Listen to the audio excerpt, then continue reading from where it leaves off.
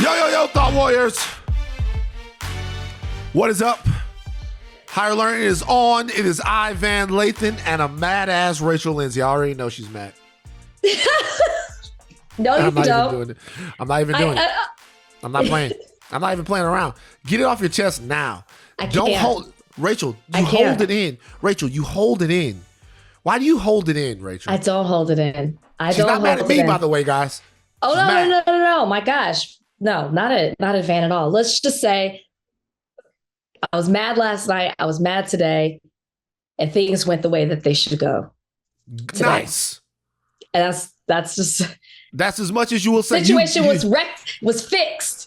You told me, what did you say? What did you tell me? Go ham. I said, go ham. I said, go ham. They playing in your face. I said, nah, nigga.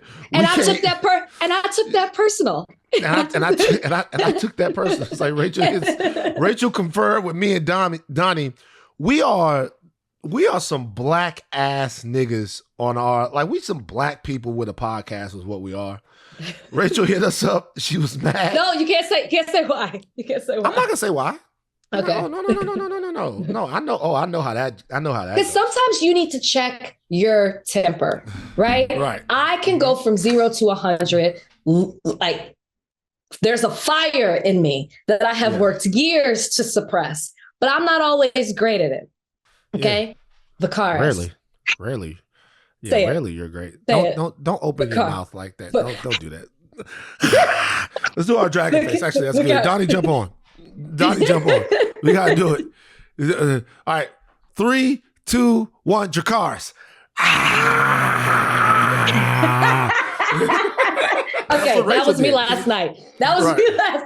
And so you gotta check yourself. Am I overreacting? Am I reaching? So I hit up Black Higher Learning sounding board. Yeah.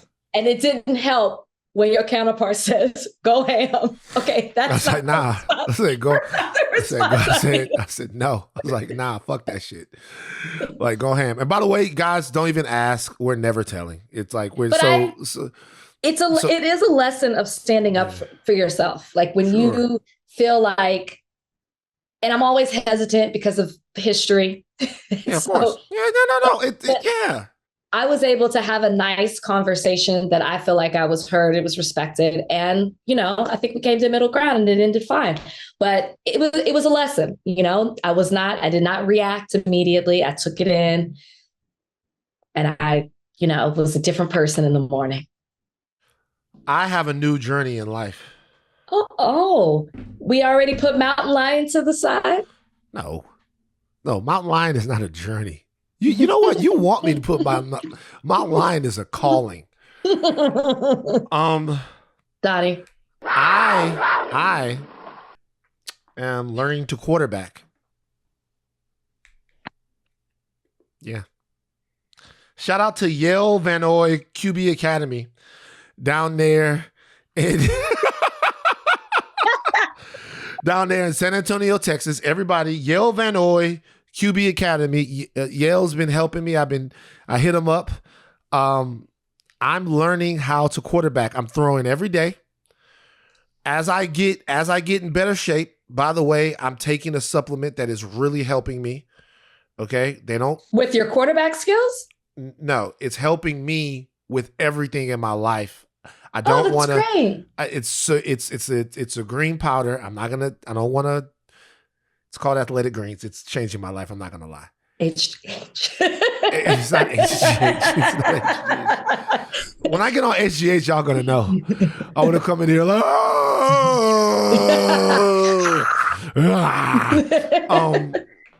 but no. So, I'm really going well. And so I decided that as I do this, I'm going to learn a new skill because it always helps me to learn something new, and I decided I'm going to learn how to quarterback. I watch these videos of, quarterbacks throwing dimes, throwing really pretty balls out of their hands and dropping the ball over, reading coverages. And I've decided that I am going to learn to quarterback and then, because I play baseball my entire life. I can throw the ball, but I want to learn how to throw a pretty ball. I want to learn how to, transfer my weight right. I'm going to do all of this. So I'm working with some quarterback gurus to kind of help me out. I've decided I'm going to learn how I throw every day. If you drive by a certain park in Los Angeles, but it's very sad because I don't have anybody to throw with. So I just got to throw the ball and then go pick it up and then throw it again. Or sometimes I take the soccer nets and I turn them around so that the other part of the net is facing me and I just throw the ball into the net. Wow. That sounds so pitiful. Listen, I encourage a new hobby. I encourage, I'm glad you have other interests. It sounds like this is a nice outlet for you. I have one thing to say. What? Should we call it quarterbacking when there aren't 10 men lined up in front of you?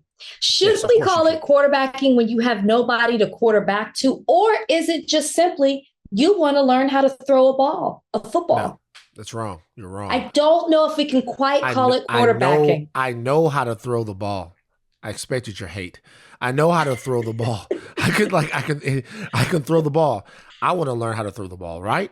I want to learn how to throw the ball. Look, all of this stuff, I did all of this stuff. I mean, I know this. Quarterbacking before? No. I was playing ball. So I know these coverages.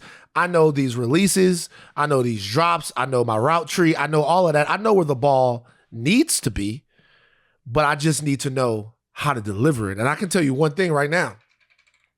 I haven't thrown a football in years. But just Yale told me the right ball to go get. All right. Mm-hmm. Yale Vanoy QB Academy. Okay. YV QB Academy. I'm shouting him out. We have no business. He's not paying me or anything like that. He just took the time to make a chubby man's life a little easier. Aww. I got some warm-up stuff. I've been throwing the ball. He told me the right football to get. You know what I mean? So I'm quarterbacking now. Something. What kind of hands does a soccer net have? What do you mean? What kind of the soccer net? Shut up, Rachel. Everything I want to do. You don't believe in Van Lathan animal agent? Everything I want to do. That I don't. Everything I want to do. You are going to be shocked when I unveil the amount of people who are reaching out to me. Oh, I'm not surprised. We have conservation plans for this entire country. And it doesn't help? It doesn't help that every night before I go to sleep, I watch fucking Yellowstone and I see nature. So you're getting with the force. I haven't started it yet. Listen, which one is your friend on Yellowstone again? Hassie. Who does she play? She's a roper or a barrel rider. Wait. Oh, yeah, we talked about this. She's the blonde barrel rider. She's the blonde barrel rider. Oh, she's trouble. She is trouble. She is ruining everything in the bunkhouse. She is literally ruined because I don't want to spoil it, but she was with one guy in the bunkhouse, then she got with another guy in the bunkhouse, and she is ruining the bunkhouse. The bunkhouse is where the cowboys sleep. Oh. Yeah, so it's like the Cowboys live on the Yellowstone, and they have the bunkhouse where it's there's bunks. It's like bunk beds. The two, and that's where the Cowboys sleep. They sleep in the bunkhouse of the Yellowstone. The rest of the people in the Yellowstone have different houses, but the Cowboys sleep in the bunkhouse. She's ruining the bunkhouse. Ruining it. Okay. Tell her I said she's running the bunkhouse. It's disgusting. Anyway, you were going to say? I don't know. I don't even remember what I was going to say, but I do support you on your, listen, I'll come catch the football if you need somebody to throw the football to. I'll come catch it. Really? I do. Yeah. But you're going to have to, if you come out there, we're going to make you run some routes. That's fine. Square in. No, you're a good athlete. It's in your family. That's fine. No, I'm really rusty, but oh, really? I would come out there. It's so funny watching Kalika try to catch the football. She's so she tried. No. She's never tried to come out there with me to throw the football, but sometimes just in the house I'll toss her something, and she is so it's so funny that when you grow up your entire life catching things, catching a basketball, like the ball comes, you look at it and you catch it, but Harvey used to do this thing in TMZ, and Kalika kind of does the same thing, except she's such a great athlete, and she really is, that it took her a very long time a very short time to catch on.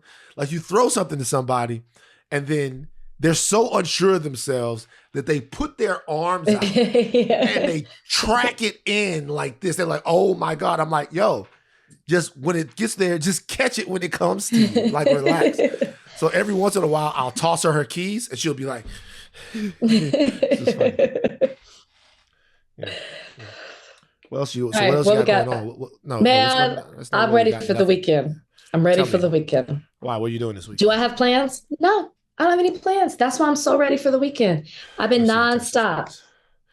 You've been nonstop going. Like, Rachel, we're so overworked. Yeah. We're so overworked, man. Yeah. Ooh, Texas got a tough one this week. We're at Oklahoma State. It's homecoming. You know what? If Stillwater was easier to get to, I would go. Oh, it's a hard place to get to. I know. I used to date somebody up there. It's a hard spot to get to. So what do you have to do? You have to fly into Stillwater, then you have to take. No, you'd fly into Tulsa, and then you probably drive. You drive in. I used to make the drive from Austin, but you would, which is like 8 hours. God damn, for some dick? 8 hours? Rachel, Jesus Christ. I didn't do it often. Like, my God. We made it a road trip. We went with a group of friends and we'd go and have a good time. We stop in Dallas. That's the halfway point, and we keep it moving. Jesus Christ. You have changed a lot. Yeah. Like, you have changed a lot. Coming in hot. All right. Discussing stuff for the big deal of the day. Rachel's going to give it to you on the other side of this break. Florida. We're back in Florida. Voter fraud arrests in Florida. Some of you guys may have seen this. Some of you may have read about it, but police cameras show confusion and anger over DeSantis' voter fraud arrests. So these videos are these body-worn camera footages that have been recorded by the local police, and they're capturing confusion and outrage of Hillsborough County residents who have found themselves in handcuffs for casting a ballot following investigations by Governor Ron DeSantis' new Office of Election Crimes and Security. Donnie, you've got the audio. This is sad. Go ahead and play it. So apparently, I guess you have a warrant? For what? I'm not sure. For voter stuff, man. For voters. It's what it is. I think the agents with FDLE talked to you last week about some voter fraud, voter stuff, when you weren't supposed to be voting, maybe. I didn't. So what are they talking about? That's man? what we're not the case agents, but what you got to do, they have reduced your bond quite a bit. It's 2 felony charges for voter fraud, but they've reduced it to $500 bonds. So it's $1,000 total. Oh my God, man! What? Yes, sir. So unfortunately, right now we're gonna have to take you to jail, but you got a bond right away. You don't have to go to first appearance, nothing like that. So a bond? I didn't do it. Okay. So, ma'am, we have a warrant for your arrest. For what? For voter fraud. Good. How are you, sir? Right. Oh my God, hold on. Wait. Let me tell my husband. We're telling him he's right here. Right here. So if you can put your hands on your back, please. Oh my God. Do not move. Ultimately, ma'am, you have a warrant. Okay. The warrant. Hold on. Listen. I know you caught off guard. I understand. Right. So you have a warrant. It's for voter fraud. Okay. Hear me out.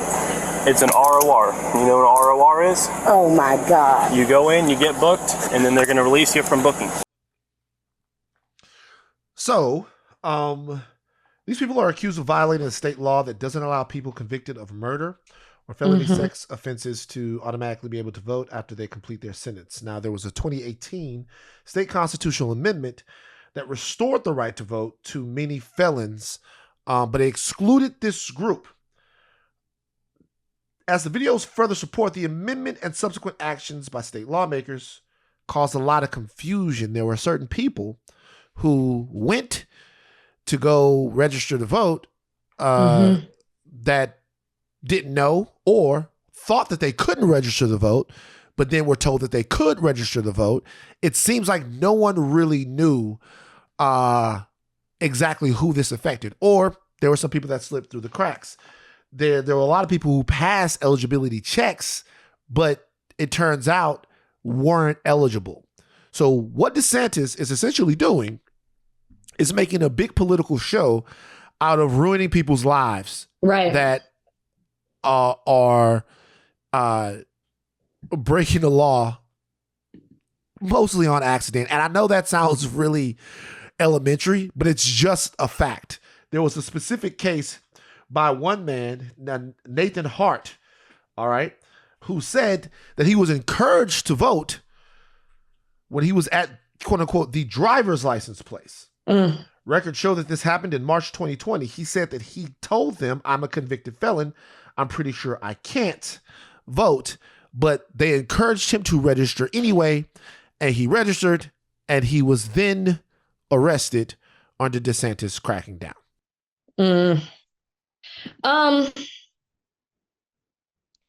My question is, I looked up this law. I was trying to, because what I was trying to understand is if there had to be intent by the person who was allegedly committing voter fraud. It's not written that way, so it doesn't seem that that's a thing. There doesn't have to be, you don't have to prove intent. But my thing is, clearly the people who have been arrested and the few we have heard from are totally confused. And when you talk to more people who are situated closely, like somewhat familiar with this law, there seems to be a statewide confusion over how this, when the law changed in 2018, how it should have been implemented, and nobody corrected it. And now it seems like this is the first time, or this time period is the first time that we're dealing with it, as Ron DeSantis is trying to put on a show before the midterms. My question is, if the application, your voter registration application has to be approved by the Secretary of State, which they obviously approved, to allow these people to the ability to vote in 2020, shouldn't they be an accessory to all this? Shouldn't they be like, they allowed it to happen? They approved these applications. I'm sure that's not something that's on the books, but I think there's an argument to be made that these people didn't register themselves to vote. It happened to them at the DMV. I read one story where they were approached by someone at the bus stop. And then there's also records of people getting misinformation in the mail about that they're able to vote. It sounds like these people were targeted by some kind of PAC or something, organization, to get these people to vote, to then eventually be told that they had to be arrested and they broke the law. Yeah, I feel like that there are more people that have to be responsible for this. Or as this one county, I read one prosecutor in a specific county says he's refusing to prosecute because there is so much confusion. How can I prosecute when people don't even understand what it is? Even if the policeman in that first clip sounded exhausted. Yeah. So the 2018 constitutional amendment was very controversial. I remember when that was happening. It was very controversial. And there are people who didn't like it. So there's two things that are going on here. The first one is just that people are being petty. They're taking advantage of the fact that this is a relatively new thing, and that there's some confusion at the state level, which there always is going to be when you're trying to govern to the many millions of people that are in Florida.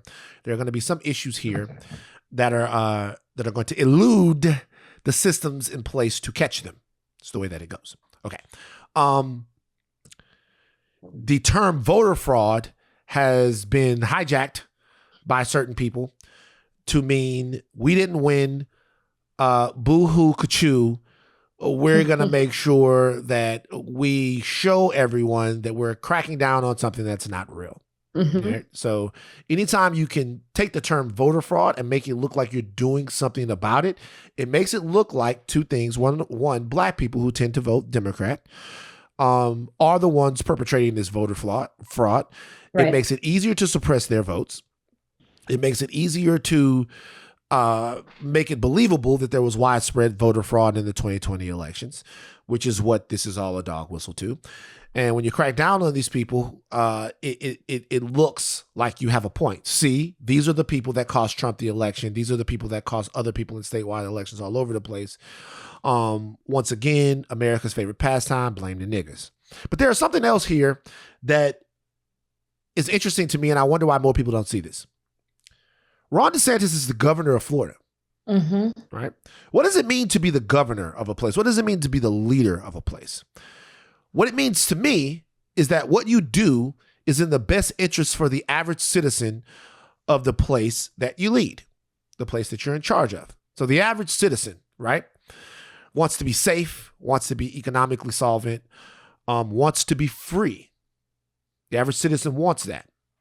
And once you've paid your debt to society and come back out and you're on the other side of that, you are, my friends, the average citizen. So to me, it's incumbent upon a public servant to act in the best interest of the average citizen. What I'd ask people is that whether or not you're on the left or the right, do you think torturing these people for what amounts to a clerical error is doing that? Is Ron DeSantis the governor of Florida, or is he Florida's overseer?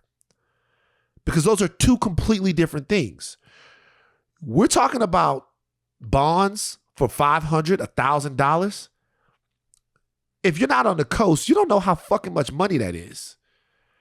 I'm sure there are people that are listening to this, and there are people that have criticized me in the past about saying, this is whatever, talked about whatever.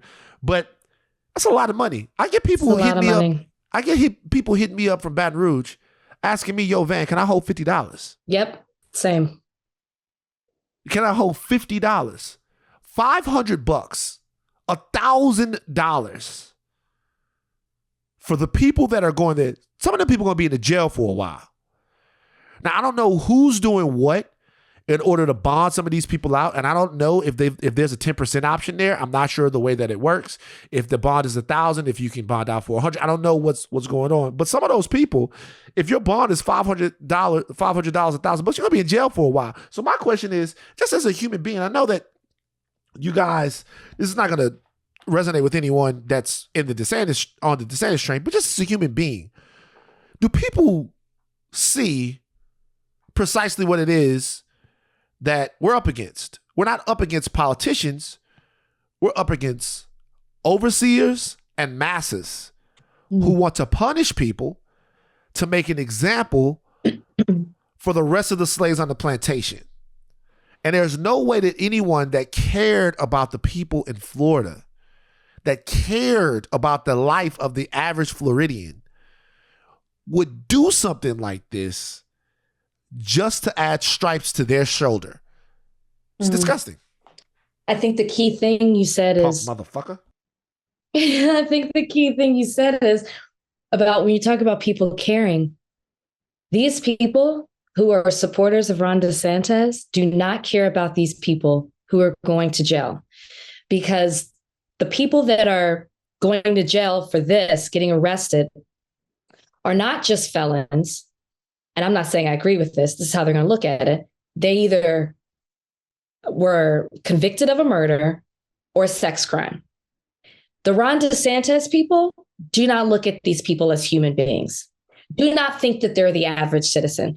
Think that they're helping clean up their state by putting these people back in jail, even if it is for a clerical error. And that's the problem. And this isn't the first time we've seen Ron DeSantis do something for show, for the eventual votes that he wants to get for himself at the expense of humanity. Yeah, sure. Speaking of sex crimes, Arizona GOP candidate arrested for allegedly masturbating in his truck near preschool. What the fuck? Exactly. Can you, I don't think we have audio of the back and forth with this GOP candidate and the police officer, but would you like to read?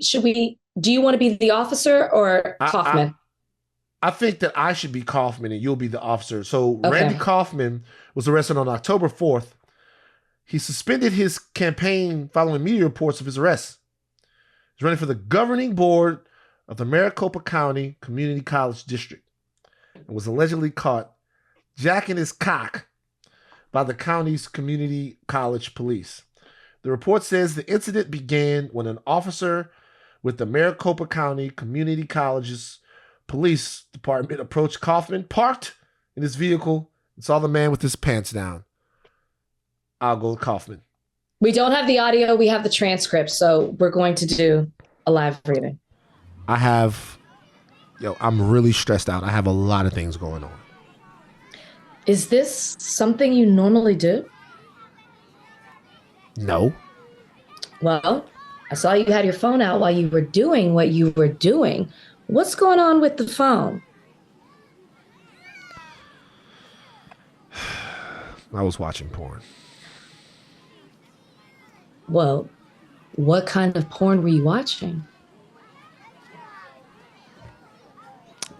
Interracial.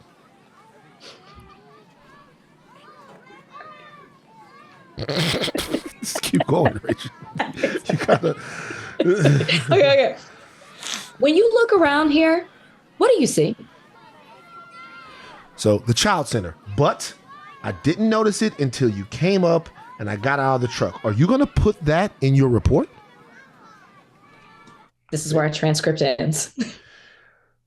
Kaufman said he wanted to protect the children from the progressive left in a Facebook post in May.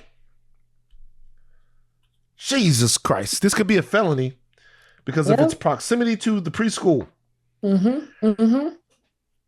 Hasn't been charged with one, though, yet. Just public sexual indecency. So, what's the thing? Because this is not the first case that I've heard of people jacking off. And Kellen Winslow did this, and he turned out to be a fucking lunatic. He got. Yes, I remember. I thought he was so cute. Nigga, that's what you come up with? Like, what the fuck?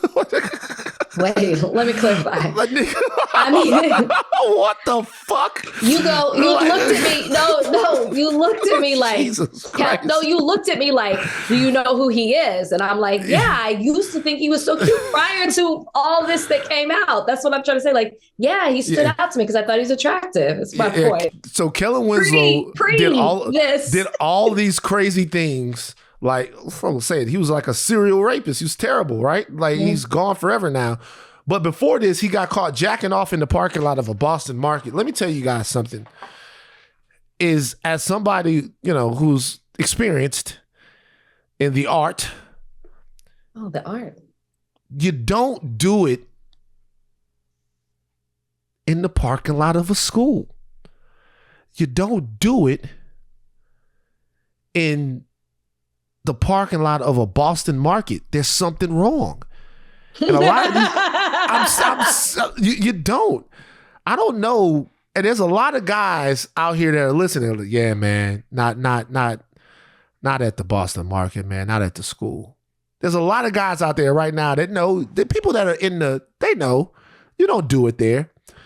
It's just a shameful thing anyway, and it shouldn't be. But there's times when you do it and you just like, man, what's wrong with me? That's got to be something. You get all like riled up for it. Yeah. It happens, and then immediately you feel bad about it because it's not worth it. Sometimes you get like crazy fucking. Obviously, not sometimes. All the time, you get crazy clear, and your room looks a little messier. You look fatter. You're all, and you're like, Jesus Christ, I'm sick. And then you have to stop. And so this guy who was doing this, I just wonder how could you in the car by a school? These Republicans are sick. Yeah. I can't even call it when you start, you mentioned Winslow and then him, and I'm like, is it a fetish thing? But then that's a disgusting fetish when you want to do it by a school. You want people around. You want it in public. I don't know. I'll be honest with you. The Republicans don't do a good job. You got Gates out there. It's sex trafficking.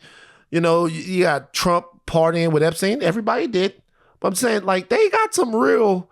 It seemed like they want to protect the children so they can have them for themselves. Yeah, starting the rumors about us. It definitely sounds like projecting. And may it also be known that Kaufman, although he has suspended his campaign, it's still too close to the election. So he's still on the ballot. And people also did early voting. So very well may be elected. Nah, man. Jack off Johnny can't win. Jack off Johnny, Handy Andy Kaufman. What's his real name? I thought you were gonna make a thing up with the Kaufman, like cock and Kaufman. What's his name? I don't know. Oh, he's Randy. Handy Randy. He's Randy. Handy Randy Kaufman. You can't win, bro. You're gonna be jacking off everywhere. That's not gonna be the only. He gonna like guys like that. Handy Randy. He gonna jack off in the committee chamber where everybody's gone. He's just gonna be jacking off all over the place. We can't have this. He has no couth about his masturbatory process. Interracial porn. And then specific. And then that's another thing. They wanna. It's so telling. Of course, he would be on Blacked.com. You know what I mean? Like, of course he would be on.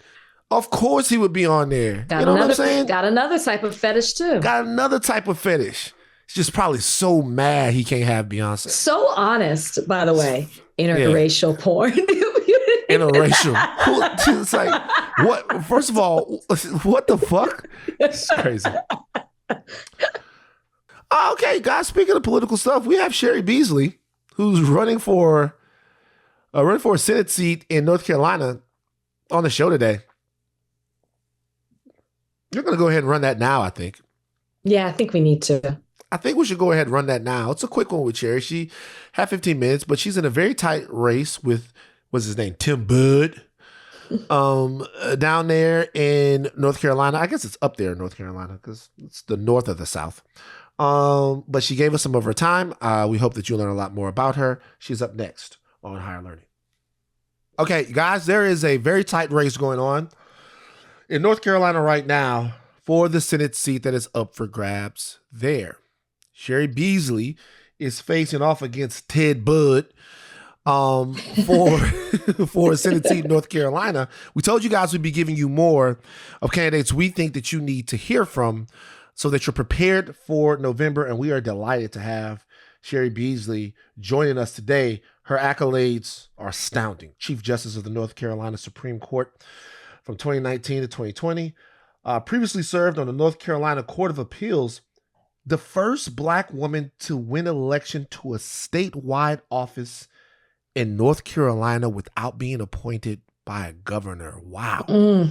Amazing. And in a very tough race, tight race right now. Cheri, how are you doing? Thank you for joining us today on Higher Learning. It's great to see you, Van and Rachel. I'm really thankful for where we are in this race. You know, as you just mentioned, Van, I have served as a judge for over 2 decades and served as the Chief Justice of the Supreme Court of North Carolina. And I've been in court almost every day, upholding the Constitution and protecting the rule of law and making sure that laws apply equally to all folks. And what I know is that Washington has often failed people here in North Carolina, and I know it's time for that to change. We have an amazing opportunity here in North Carolina to elect a senator who is not all embroiled in the pettiness of partisan politics, who really gets the kinds of issues that people are grappling with here in the state, and who's prepared to fight hard for North Carolina. So my first question for you, Cheri, is what did your experience as a judge on that side of the law? Rachel's dad is a federal judge. Okay, he's the judge. What did your experience on that side of the law? What did that do in terms of your political agenda and outlook? How did seeing that part of the justice system inform your beliefs into what you feel like North Carolina needs to be and what the United States needs to be? Well, you know, I served in all of our state courts. I was a family court judge and a juvenile court judge. I was a criminal law judge and civil law, and served in our appellate courts. And people don't come to court on their best days, and businesses don't tend to come to court on their best days. And I think it's always really important to appreciate that that whatever brings folks to court, whether it is families or communities or whatever it is, that there has to be humanity behind whatever's happening. And that as a judge, I always felt like like in addition to applying the law, also understanding that the person or business before me found itself in a situation that was truly difficult, not just for them, but for their families and for communities around them. And so I just know that for so many people, it matters that humanity is a part of decision making, but also it matters in the Senate, because we certainly want senators who understand that laws must be passed that are grounded in humanity and that work for folks here in North Carolina. I want to piggyback on exactly what you just said. We know that there are going to be a lot of issues, not just in the midterms, but also on the ballot in 2024. And whoever takes that seat is going to have, a long road ahead of them. When it comes to the issues that are important to you, that you when it comes to the issues that would be on your plate as a senator, what are the most important issues to you? We have a big state. We're the 9th largest in the nation. We're about 100, with 100 counties, and about a third of the people who live here earn less than $15 an hour. It's not at all uncommon for folks who live in rural communities to commute an hour each way to work. And everywhere I travel and across our state, folks are very concerned about rising costs. They're feeling everything from pain at the pump to the cost of prescription drugs and everything in between. And in the greatest country in the world, folks should not be struggling to figure out how to pay for groceries or school supplies or high-priced medications. And Congress really must act. I mean, people are having a hard time, and that really would be my priority. I mean, thankfully, I can walk and chew gum at the same time, and so that's one of the many issues that have to be addressed. I know it's important to fight to protect our constitutionally protected right to abortion for women, and I also know that the climate crisis is real. Folks need access to affordable health care. So many folks here in North Carolina are working 2 and 3 jobs to take care of their families. The issues are critical, and folks want to know that their issues will make it to the floor of the Senate, and that's exactly what I'm prepared to fight for. What is those problems are really pronounced right now for a lot of Americans, because you're going to be representing North Carolina when you win, but you're also going to be voting on things that affect Americans from coast to coast. Those problems that you just outlined are real. What answers do you have for either inflation or climate issues? Obviously, codifying Roe is slam dunk, and we should try to do that if we can get the numbers in the Senate. But right now, if you had the power to unilaterally do something, how would you attack inflation?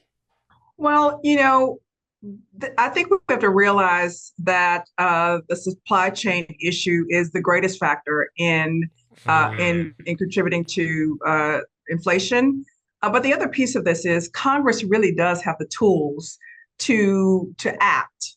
And the other piece of this is we, as Americans, pay more for medicine than any other country in the world. Congress can fix that. Corporations are seeing record profits, 70-year record profits, and using inflation as a cover to jack up prices on the things that we need.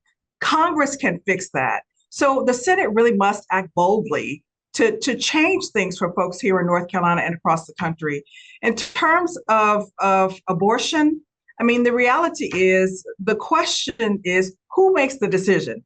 Is it a woman and her doctor, or is it politicians up in Washington? And I know that my opponent, Congressman Ted Budd, has led the charge on an absolute ban for abortion without exception. Yeah, without exceptions for rape, incest, or risk to a mother's health. And so for a woman who is sexually abused, I mean, it means that she has to go forward with that pregnancy. For a woman who has an ectopic pregnancy or a septic uterus or a miscarriage that her body won't release, we don't always say it this way, but the treatment, the life-saving treatment, is an abortion. And if women don't have access, it means that women will die, which is absolutely unacceptable. And anytime our freedoms are on the line, I will be fighting. And I will certainly fight very hard to make sure that Roe versus Wade becomes the law of the land. We're not in North Carolina, so we definitely don't know all the, where the race necessarily stands or what the particularly is happening in the state because we don't have boots on the ground. But it's 44-46. We're in striking distance, and I think she's going to win. Anyway. No, she's going to win. And so my question is, how can we've got listeners all over. How can we help make this race go in favor of you? How can we? Van said striking distance. Yes, we are. What is it that our listeners need to know so they can not just act on it, but they can tell somebody else to do that? I hope wherever you are across the country that you will join Team Beasley. There are things you can do to help the campaign without ever leaving your home. We are phone banking. We have text banks. We are knocking doors. So we certainly would love to have you come here to North Carolina. But if you go to SherryBeasley.com for more information about how you can be a part of our campaign, it is all hands on deck. And, in North Carolina, appellate judges run in contested statewide elections. I've had 2 successful ones before. I've been in tough fights before. I've never backed down, and I will not back down now. This is a critical election. I know we were all told that the 2020 election was the most important election of our lifetimes, but if my late mother were here, who was granted the right to vote because of the Voting Rights Act, she would tell us that every election is the most important election of our lifetimes. And I know that people of color and Black folks and Black and brown folks can ill afford to be on the sidelines when there are so many critical issues on the ballot. I mean, healthcare justice is on the ballot, and education justice is on the ballot, environmental justice and climate change justice on the ballot. And all of these things are disparately impacting our communities. We have to be out there. We have got to make sure that people feel a sense of empowerment around the vote. And the reality is, folks would not be working so hard to take away the right to vote if it didn't matter. Absolutely. Yes. So I got one more for you, a quick one. It's a good news, bad news question. North Carolina is 3 cities in North Carolina rank in the top 3 for Black economic success. That is Charlotte, Durham, and Raleigh. That's something to be very proud of up there in North Carolina. However, there's still statistics that say that Black households in North Carolina on average make between $15,000 and $20,000 less than their white households. What would you do? What should we do to attack that figure, to make sure that Black families are not lagging behind white families in their search and their drive for the American dream? And that drive is important. I mean, I certainly wouldn't be here without it. And my grandparents came from Alabama, and my grandparents both knew that they needed to leave Alabama so that our family would have a future and really strive for the American dream. And there are opportunities. I think it's important to talk about what they are, but that's why it matters who your U.S. Senator is, because she must share your values. She must share your priorities for opportunities that come to communities all across North Carolina.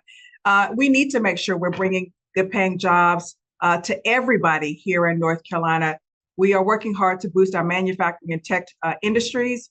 There are a wealth of opportunities through colleges and universities here, of course, but also through apprenticeship and vocational programs that my opponent, Congressman Budd, voted against. I mean, certainly support these programs. These are good earn while you learn programs, and they match folks with great employment opportunities with good companies after they finish these programs. So part of it is just making sure that people have the information and that they're seizing these opportunities. But the other piece is that the opportunities have to be available. We also have to make sure that our Black farmers and Black small business owners have the support that they need to stay in business, to thrive, and to grow. And those opportunities have to be made available to them as well. One quick, I'm sorry, I don't even know if we have time. One quick last question, if we have time. I think sometimes it's important to know what the other side or what you're fighting against to not happen in the state of North Carolina. What would North Carolina look like if he does win? I think people need to know, other than an abortion ban, an override abortion ban with no exceptions, what else is it that you're fighting against that wouldn't be there when you take the seat?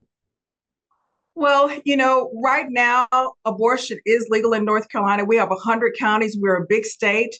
There are only 9 of those counties, only 9 out of 100 where a woman can get an abortion.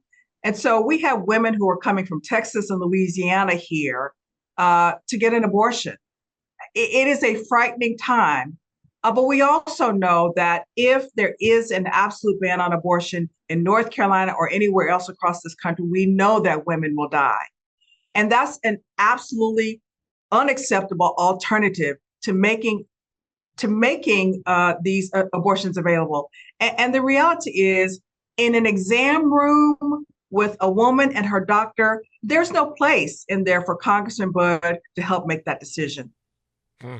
SherryBeasley.com for Senator in North Carolina. Thank you so much for giving us some time. We wish you all the best on the race, and we'll be checking back in with your team to make sure things are going swimmingly. Thank you so much for joining us on Higher Learning.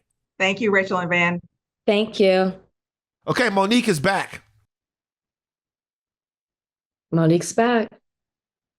Monique reposts Oprah Winfrey's biggest mistake was betraying Monique video. Says the video is worth $1 million to her. The actress and comedian, I guess it's just comedian, recently made amends with Lee Daniels, right? Her and Lee Daniels are cool. Yes.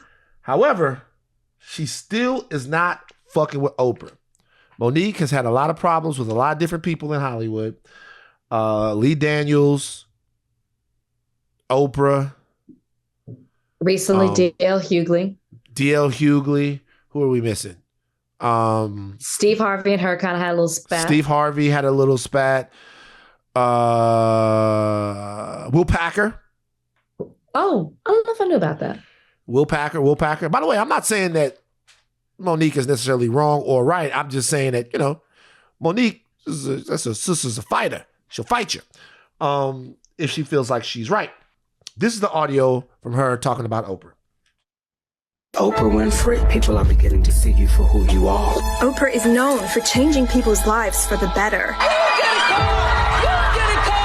But why is she accused of ruining actor Monique's life? How do you, as a black woman, watch another black woman be thrown under the bus based off of a lie? She trusted Oprah with her secrets. I shared my relationship with her about my mother. But then I began to see commercials with my mother, with my brother. Monique's older brother, Gerald, comes clean about. I did inappropriately touch my sister. He abused you from the time you were 7. Oprah Winfrey, what you did was malicious, and it was intentional, and it was ugly. But after Monique finally stood up for herself, she was attacked. Started getting labeled as difficult. For 8 years, my family has suffered, and my career has suffered. Monique is in the media right now. Why don't you address it? Oh my gosh, because it's impossible. You can't meet negative energy where it is. Oprah has disrespected victims many times in her career. Is Monique gonna be the one to finally take down Oprah? Oprah Winfrey, I'm never ever gonna waver. Stop hiding. You know what you need to do. A lot of people say, how could you say that? Oprah is a human being.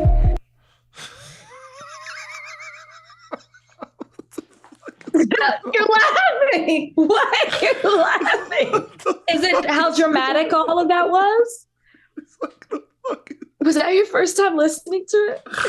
Oh my God, man. What the fuck are we doing, man? What the hell is happening? I just looked on the rundown. Is there a story on the rundown about people twerking in a cornfield, in a cotton field? You hadn't seen that? No, I haven't seen. What the fuck is happening? What? Did you hear how serious that audio was? Hold on real quick. Monique is accusing Oprah. Just let's contextualize the accusation here. It seems like, for me, from hearing that, Monique is accusing Oprah of platforming the family members that are responsible for her sexual abuse, then ruining Monique's career in Hollywood on purpose. Like, is that what I'm to gather? Yes, she's saying that she confided in Oprah about something that happened to her, and Oprah turned around and made it a story, made it a headline. So it sounds like she did it without Monique's consent. And then it sounds like Monique spoke out about it. And then via Oprah, she was blackballed in Hollywood from that. So that's what it sounds like. Somebody created this whole compilation and Monique reposted it on social media and said, if a picture's worth 1,000 words, this is worth 1,000,000 or something like that. Do you believe this, that Oprah did this to Monique? I'm just asking. I don't know. I really don't know. I mean, I would hope that she's not lying. I mean, maybe it's a miscommunication. Maybe Oprah thought, oh, you want me to, I don't know. I have no idea. All I know is Monique's upset. Monique's hurt. She feels like she's been wrong. It is true that she was blackballed because Lee Daniels has come out and like they've made up. And I think he admitted to her that was the case. Well, then everybody's friends. And by the way, we have to get a hold on the term blackball. If somebody fucks over you right now, I wouldn't hire them. I'm not saying that Monique, like if somebody fucks over you. It seems deeper than that though, with whatever. I get it. But all of these people be going to Hawaii together. Like Tyler Perry, Monique, Lee Daniels, they chill and, they chill and drink the blood of virgins together so that they can further their media empires. Just joking with you guys. I fuck with all of you guys. But they chill. So couldn't it be more? I don't know if it's black. Look, Monique is a fantastic performer. Monique said she didn't work for years. And she is right. She won an Oscar. We saw her everywhere. That's true. And then we saw her nowhere. Nowhere. And nowhere. Really, but the only thing I would say to that is after she won the Oscar, let me see when this movie came out. Because Monique had a hit show, an Oscar-winning performance. Monique is selling out shows across the country. Like this woman was at the top of her game. Yeah. And then it was like, and I know, and here's the thing. The whole narrative of people being difficult to work with, that's so many people in Hollywood. So you can't even say that, she's difficult. I'm not saying she is. I'm just saying that's what some people say. A lot of people in Hollywood are difficult to work with. Right. And they continue to have success. So I would say, who knows what the truth really is, but it seems like there's some truth into what Monique's saying. If you just look at where her career was to where she's trying to get it back to. So this is what the only thing that people would say is that after this happened, she did Almost Christmas in 2016. And what was Almost Christmas? Almost Christmas was the Will Packer movie. And then all of a sudden, Will Packer cast her despite whatever blackball might have. And then she went at Will Packer. So a lot of people would think, and I'm not ready to, Monique is way too meaningful to my life. I've been watching Monique for a long time. But a lot of people just sometimes don't understand how she's always in the middle of something. But it could be that sometimes Monique is the only voice in the room that's not on the bullshit. Who knows? The only time Monique rubbed me the wrong way is when she was talking about how people were dressed in airports. Other than that, I think there is some truth to what she's saying. How true? Who knows? We'll never know. But I'm looking at this right here, though, on some real shit. Precious is in 2009. She's done 4 movies since. After you win an Academy Award, that's fucking unheard of. And that's what she was saying. And that's what she was saying. That's fucking unheard of. I'll be honest with you. That's fucking unheard of. There's really no way to get around that if you're being real. Yeah. Young Jock. Should have had Jock on the show. Jock, you my nigga. I did a radio hit in Atlanta for years. Young Jock and the whole crew. Miss those guys. Jock, this a L, dog. It's not gonna happen. Young Jock accidentally sent $1,800 to Zelle to the wrong person.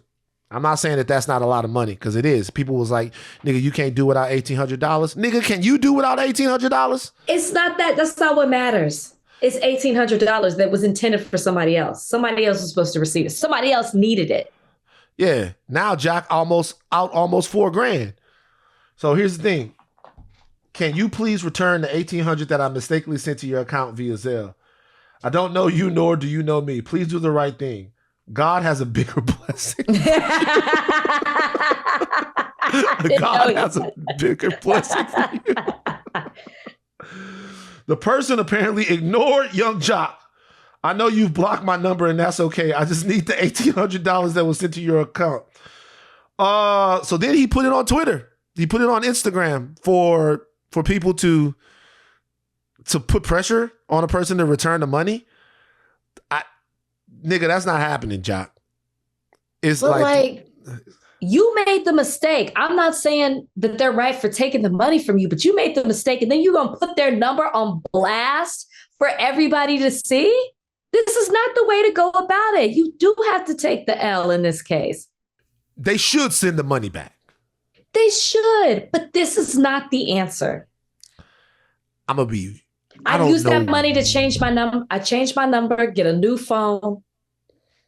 Nigga, you didn't come up. You didn't come up. I don't know one person back in Baton Rouge who would give the money back. Man, I don't know if I would originally. I would look at it. You talking about blessings. This was a blessing from God. That's what everybody, everybody on Shade Room was like, hey man, you blessed them. That's a blessing. Move on, take that L. Y'all, did I ever tell you the Christmas Eve story? I don't think so. I did tell you Christmas Eve Christian story with my cousin and how he found the wallet. Yes. I didn't know it was Christmas Eve. Yeah, it's not a blessing if it's like so you think that could be a blessing? You think it's I don't think it's a blessing. You don't know what that person... They essentially stealing the money from Young Jock. They stealing the money. What if the person, they don't know that at first, right? What if that person was just like on their last dollar and was like, I just need a sign. And then ding, the phone goes off. $1,800 is in your Bank of America account. What? They could have immediately cut the lights back on. They could have immediately put food on the table. They could have you know what I mean? You don't know. You know what my grandmother says, huh? Oh, what? The devil will bless you too. Young Jock said that them people had a bigger blessing coming. Well, that would have made me more mad. That would have pissed me off. Now that would have pissed me off. You don't tell me about my blessings when I'm counting up this 1,800. So think about this. So whoever Young Jock was trying to send the 1,800 to, either now they don't get the 1,800, or Young Jock has to send them another 1,800. So Young Jock is out $3,600 if those people get their 1,800. If not, they don't get their 1,800. Somebody else, plus that's probably in Atlanta. We know damn well that money going to the hookah lounge. We know damn well that money going to R&B Wednesday nights. Brian Michael Cox, shout out to B Cox in Atlanta. We know damn well that money going to the hookah lounge. And talk about blessing. That money get blessed right over the Cheetahs. If Follies was still open, it would go there. Listen, it's a very specific number. That's why I'm like, 1,800? That's so specific. I'm taking a few guesses as to who that was going to. Who do you think it was going to? What are you talking about? It's specific. It went 2,000, 1,000. I don't know. He was probably paying somebody's bill. What bill? I don't know. Oh, I thought you had some other knowledge. I thought, okay. No, not like, I'm just saying. All right, Donnie, could you do me a favor? Could you, I haven't seen this yet. Could you post in the chat this twerking video so that I could watch it in real time? All right. Yeah. I saw this a while back. How long ago did you see it? 2 Mississippi women go viral on TikTok. Maybe a couple of weeks ago. In the cotton field. Yeah, let's see. Let's see. Let me see here. This is it? TikTok. If you see your friend getting ratchet, if you see your friend getting ratchet, when that beat drop, I need you to get up and hype your best friend up. Hype up. Tell her. Yeah, we gonna lose. Throw it. Yeah, we gonna throw it. Nah, we definitely. Ooh, yay. Huh. Let me ask you this, though. Just real quick. Do we think that this never happened? It's not that. I'm just asking because, like, what was the year they said? 1860? 1860. Here's the difference. I'm not saying that they didn't, like as Black people, we have learned to laugh and try to smile out there all day through our pain. I'm sure jokes were made. The difference is in 1860, they didn't have that long to get around and do that because somebody was coming through to shut that shit down. You mean to tell me the overseers on their horse, they see all of that ass because the lady was slightly gifted. Apologize, Kalika. Like if they see all of that and they're gonna stop them? Actually, yes, for having a good time. Yes, Donnie, yes. give me the devil's advocate sound. Can you dig it? All right, this is disgusting. I gotta be honest with you guys. Like I'll try to play devil's advocate. It's just, it's just anything. I understand that we're trying to be funny, and it's not the first time that people have made jokes about like slavery jokes. Slavery it's just jokes. Like we wanna. You we invite. Wanna, we don't want to talk about slavery as if it was a fun time. Were fun times had? I tried to play devil's advocate, guys. I couldn't. I tried to give you guys what you want. I couldn't.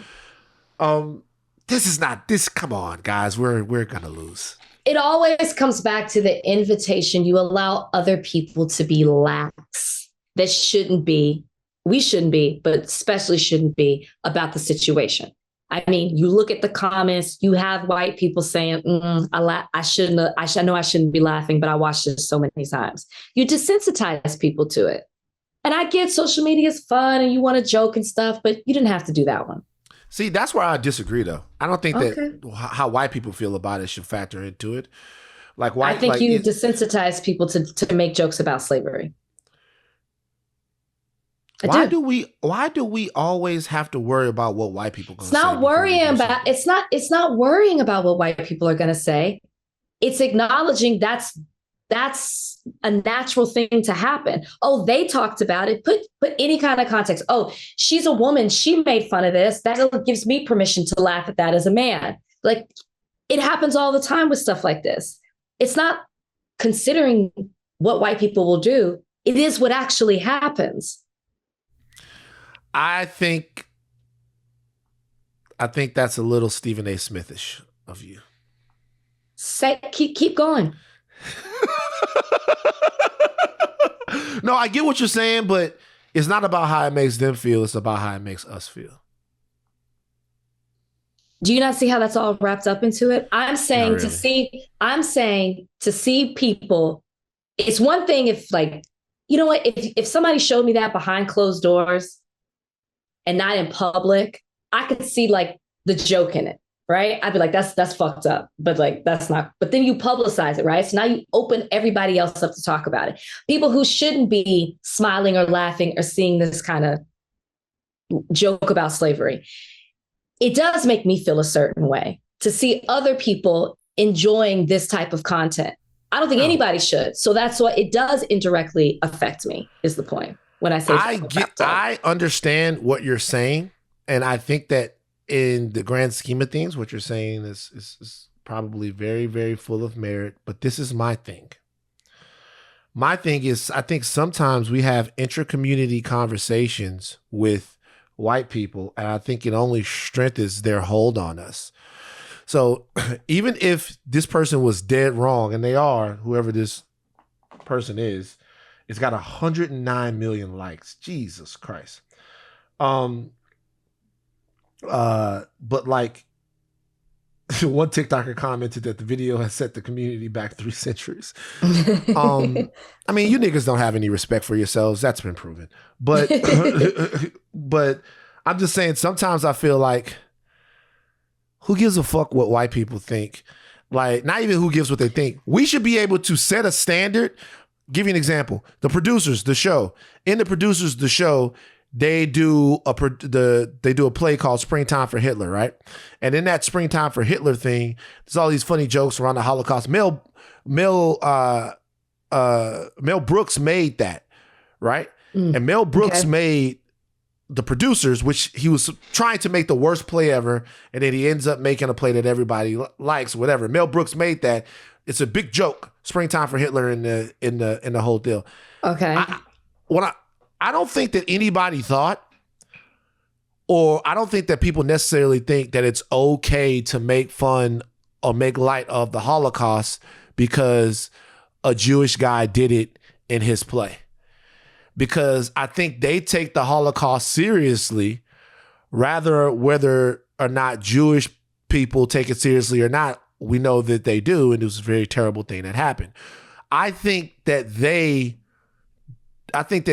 at times they look to us as they say, hey, like it shouldn't take black people being upstanding about slavery for white people to feel bad about it. It shouldn't take I black agree people. with that. Okay, that's all I'm saying. I just don't think that's what I was saying, but I agree with what you're saying. I'm not saying that that's what you were saying. Okay, don't turn on me. I know who I know who this anger is really, really directed to. All right. Animal agent story. Woman released bees on deputies serving eviction notice. The deputies arrived at a $1.5 million home of homeowner Alton King. And she went to the back of the trailer and started shaking beehives to let the bees out. I gotta tell a story. Okay. She put a beekeeper suit on and began letting more bees out. This is fucking amazing. Some of the bee people were stung. She tried to pull a Thomas J on all of these guys. Oh my God. She did. She didn't know. Refer to it as pulling a Thomas J. No, she did. She tried to pull a Thomas J on these guys. I do understand. Yeah. She tried to pull a Thomas J on these guys. She didn't know. Like, she didn't know what was going to happen to him. By the way, why did he have to die? Like, why did Thomas J have to die? That movie was... I can't talk. I literally think that's the first movie I've ever cried in. I can't talk about that movie. They never wanted us to see it again. I was in class one time and they were talking about the movie. I hadn't seen it yet. And they go, yeah, you know, it's very sad at the end. I was like, what could be sad about it? It was like what's another white girl getting older? They always make movies about white girls growing up. Like, it's another white girl getting older. And he's like, no, the bees, you'd have to see it. And I went and saw this shit. I'm like, man, why am I looking at this? I don't have enough fucking problems. This is deep. Why the fuck am I looking at this? Like, it just traumas the bees and bit up fucking Thomas. Just, man, rest in peace to my nigga. Oh gosh, I couldn't be more on this woman's side. This lady, this is in Longmeadow, Massachusetts. You know, they were trying to take her home. No, it wasn't her home. It was somebody else's home. We don't know how this woman was affiliated with Alton. Jesus. Hold on. That's even better. You don't even understand. This woman is a fucking Avenger. This is B woman. I want to Donnie find her. Does it change your mind? We'll start looking up at the local precincts because she's been arrested. But does it bother you at all that some of the officers said, "Hey, we're allergic," and she said, "Good"? Yeah, no, fuck no, B, no, not at all. Because B woman's secret, she's even more powerful. Like, she's even more powerful. She put on you gotta understand, she put on a superhero costume. She got in the beekeeper's costume. And she put it on to possibly kill people. She was trying to save a man's. Only you would see it that way. Yeah. Well, shout out to her. This is funny. Shout out to her. And but everybody seems to be okay, by the way. Yes, people are allergic. Everybody seems to be okay. Stop sending the police to take people's houses, man. B woman need to pop up everywhere. B woman, I want to see B woman everywhere. I want to see B woman with like a bulletproof hive on, like she wearing it in her beekeeper's uniform. She put the beekeeper's uniform on. She got in formation. Fuck, man. All right, Donnie, mailbag. Let's go. Mailbag time. Time to read your letters and then we'll reply to them. Oh, it's mailbag time. Write us with your queries and we'll chime in. All right. So majority of these are Halloween related. So I'm gonna go with those first. First one is from Katie Knott's photo on Instagram. She asks, "What's your favorite Halloween movie?" So like scary movie. Not necessarily scary. There's some non-scary Halloween movies. Halloween Town. Like the movie Hocus has Pocus. to be themed Halloween. Okay, it's like a themed Halloween, not just a scary movie, I guess is my question. Right, yeah. But I don't think I have a favorite Halloween. that's why I said, do they mean scary movie? Is the Monster Squad a Halloween movie? You guys ever seen the Monster Squad? No, I guess I would have to say Hocus Pocus. I like Hocus Pocus, but Hocus Pocus is a little bit overrated. You know? It's like I like You didn't see the sequel. If we're doing witch movies, I prefer Practical Magic. I didn't see it. Yeah, I like Practical Magic. You know, Hocus Pocus is cool. It's gay, but I like the Monster Squad. The Monster Squad is a movie from the 80s where these kids have to fight monsters. And because all the classic monsters come back, I don't think it happens at Halloween though. But I'm not much on Halloween movies. I know, I'm trying to think. I mean, that's what as Halloween. What's the best Halloween? How many of them have you seen? I've seen them all. Did you see the last one? Yeah. I like the Halloween with LL Cool J in it. Or was Busta Rhymes in it? One of those guys. I think no. There's two separate ones. Busta Rhymes was definitely in it. I saw that one. Kung Fu. I don't think I saw the one with LL. I don't know, man. I like this question was kind of whack. I'm not gonna lie. No, go ahead, Donnie. Donnie, go to the next one. Appreciate you, Katie Knott's photo. All right, the next one is from Sabo333 Sabo on Reddit. Do you like pumpkin spice flavored food or drink? No. Donnie, next question. Now, y'all know black folks don't do pumpkin. Man, all that pumpkin ass shit, that fucking shit out of my face. I want to answer a question that I've been getting on Instagram and on Twitter. And it's about a very specific ad read that I do for Philadelphia cream cheese. Okay. You motherfuckers won't let me have my own life. Rachel, let me tell you what happened. And my sister Ebony can attest to this. We went to visit my auntie Gail in Minnesota. The same time we went up to Grand Marais, Minnesota, the same time we went up to Thunder Bay, Ontario. We went to visit my auntie Gail in Minnesota. And when we went up there, my auntie Gail fed us bagels for breakfast. I had never had a bagel. In my fucking life. That makes sense. This is real. I had never had a bagel. She took the fucking bagel. The bagel had fucking raisins or some shit in it. I'm like, oh, this is kind of fucking sweet. But at the same time, this is fucking like savory. We had fucking salmon flavored cream cheese. We had all different types of cream cheese. We ate summer sausage for the first time, which I had never had before. And I continued to eat all the way up until my body gave out from eating rich foods. That story is true. And I'm so fucking sick. Do you know how many people hit me up on the fucking Instagram? Like that Philadelphia cream cheese story cannot be true. What the fuck is wrong with y'all? Well, it's Van, definitely true. Van, let's not act like you haven't told a couple of fables around here, okay? You do. Give me one. Give me one. Give me an example of a fable. What was the thing he said he told me where he was really just talking, Donnie, and he was going about on NFTs. Or Bitcoin. Yeah. Like Wait, you tell okay, Snowfall. Okay. Your origins of Snowfall. Okay. So in their defense, it is, you have to question, is he telling the truth? But you're obviously not an OG thought lawyer because you have told us before about you going to Minnesota when I was talking about being in the Upper Peninsula. You might not have talked about Auntie Gail, but you did talk about that trip traveling through that time. We went and up you talked there. about Mississippi, like going across Mississippi. You talked about that.